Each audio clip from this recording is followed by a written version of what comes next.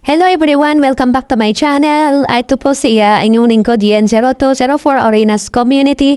And soon po papalitan na po natin yung ating username na ating YT channel at medyo nakakaya na po siya at nadadamay dito yung pangalan ni Rina.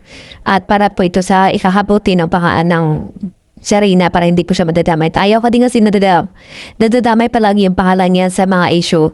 At yun nga po, at before po mong lahat, pinabati ko po kayo na advance Happy New Year sa ating lahat or sa mga kasamahan natin dito sa loob ng community ni Rina at sa mga solid supporters at namamahal sa ating dalaga. Advance Happy New Year po.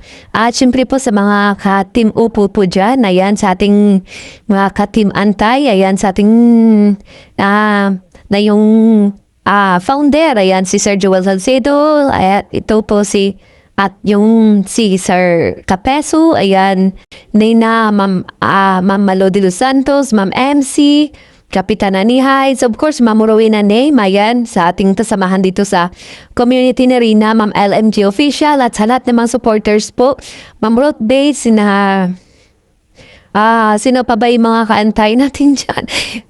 Sir Marvin, of course, sina Sir Bonfire, ayan, Ma'am Hara, Ma'am Vampire, sina Ma'am Helen Somes, nga sino pa ba? Ma'am G. Mapel, Ma'am Ma'am Blue Del Channel, ayan. Guys, sa hindi ko po na-mention guys, sorry po ha, kasi ang dami po kasi. Ayan, hindi ko po maisa-isa. Of course, si Sir Pugi ng KSA. Ayan, palagi ko nakakalimutan. Ayan, advance Happy New Year po sa ating lahat. At of course, sa mga lahat na mga sumusuporta kay Rina sa loob ng community niya or sa labas. Ayan. At ito na nga po, dahil na po tayo sa ating topic. Ayan, proceed na po tayo sa ating topic. At ito po si Pedring, pumunta ng diet. At kung ano pinagsasabi doon, na may mentor daw siya, inuutusan daw siya na banatan yung kalingap. Malaking kasinungalingan po yun. Yung sinasabi ko noon na mentor ko siya, yung sa channel niya po na, kasi hindi po siya marunong gumamit ng gadgets, hindi po siya marunong sa live. At yung tinuturo ko sa kanya kung paano mag-live, anong gagawin niya. Kasi hindi may pagka-ignorante po siya sa gadgets. Sorry for my words, pero yung katotohanan at aminado po siya dyan. Ayan, hindi nga siya noon marunong mag-end at nagla-live po siya, although even naka-monetize na siya ng yung channel niya, pero hindi niya po yun ino-own yung monetization. Yun ang tinuturo ko sa kanya. Yun yung sinasabi niya, mentor ko siya. Pero yung sa content niya kung sinong babanatan, hindi pa ako nag-uuto sa kanya kasi tigulbam na po yan para utusan or turuan ko ano sasabihin niya sa live, no? Dahil sino ba naman ako? Ang tanda-tanda niya na compare sa edad ko po, guys. Halos kalahati ng edad niya, yung edad ko, my goodness, ako po yung pinaka-bunso po sa aming GC, tapos ako pa yung magiging mentor niya.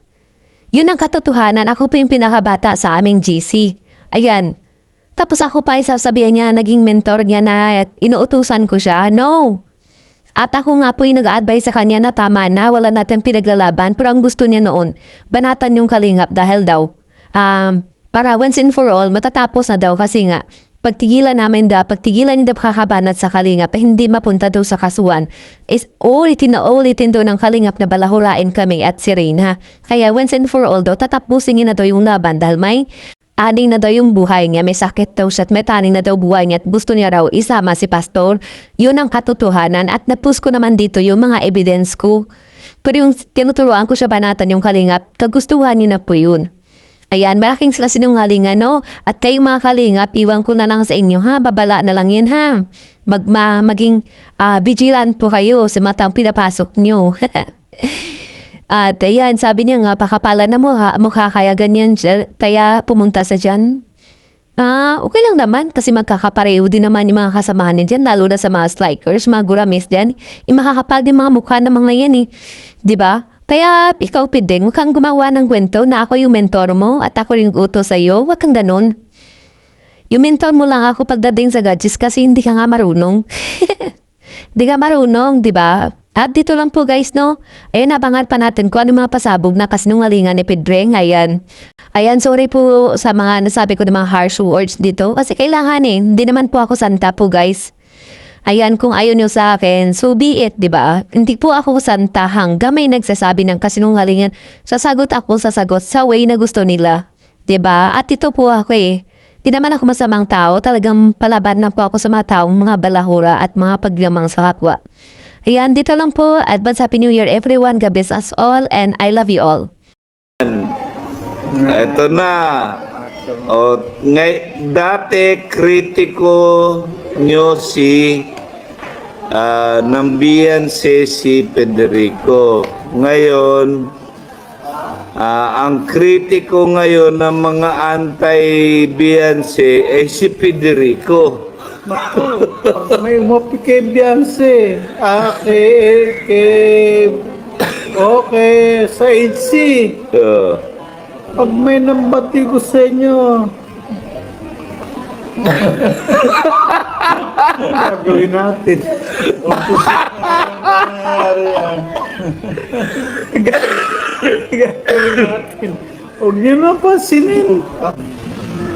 Nasa kabilang bakot ko. And sa bagay, hindi naman ako anti-kalingap eh. Reynas community ako eh. Ang anti-kalingap si Salcedo, si Capisot, saka si Malu de los Santos, saka si Marlene Chang, Kapitana Nay. Yan ang mga anti-kalingap. Kasi mga dating kalingap yan eh.